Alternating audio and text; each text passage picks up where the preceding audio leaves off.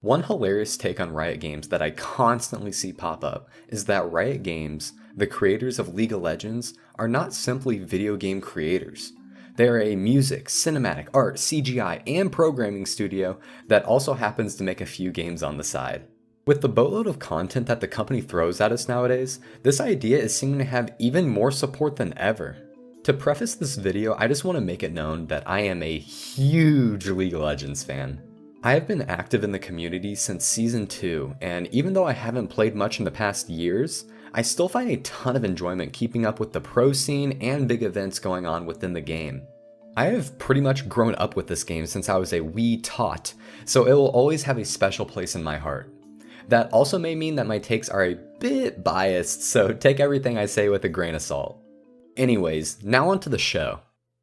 Kin of the Stained Blade is the greatest thing to ever exist, ever.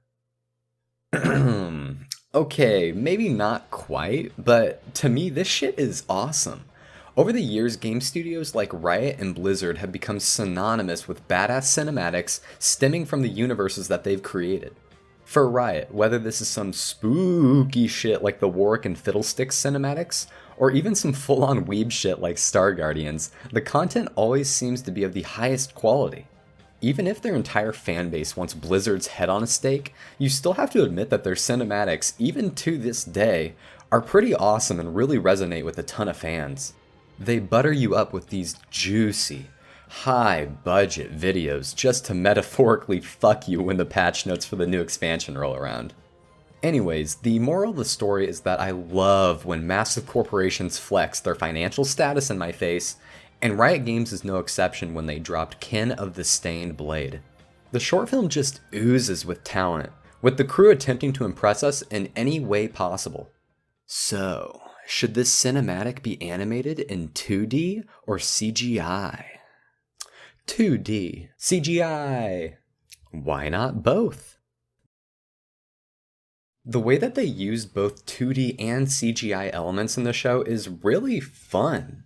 For events happening in the past, they went with the old faithful 2D animation, and for the present day events of the film, they went for a CGI take on the same characters.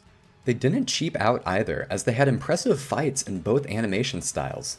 Stuff like this is only possible if you have a team of extremely talented people who also need to specialize in different fields. To my surprise, it turns out that Riot Games actually seems to outsource the majority of their animation work to other studios, and Kin of the Stained Blade is no exception.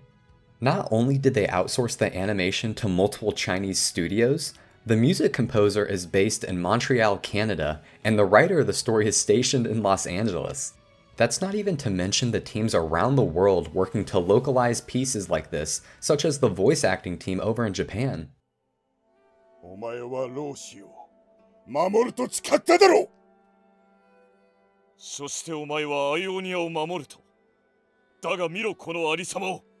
その誇りの結果がこれだ。God, if I knew what they were saying, I bet it would be so awesome. Even though it may seem like common sense that big projects like these would have legs in all sorts of places all around the world, it really is so cool to see these massive, interconnected projects culminate into something as cool as this. The background art, whether it be in 2D or 3D, can be absolutely stunning at times with the amount of detail that's shown.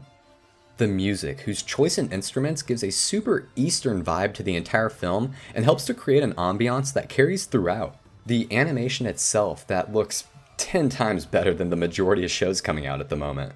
All of this effort condensed down into a 10-minute short film. By the time the credits rolled, I couldn't believe that it was already over. I don't know if it's just me, but short films always seem to be so oddly satisfying as you are able to essentially cut out all of the fluff and filler arcs that usually bloat animation and just get straight to the meat. The story of the flick itself can be summed up pretty quickly. I killed my brother.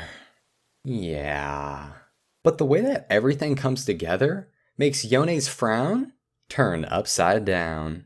Efforts like these get me super excited for Riot's upcoming animated series, where they will actually have the time to fully flesh out a vision of theirs. The new show is independently funded, so Riot will have full creative control.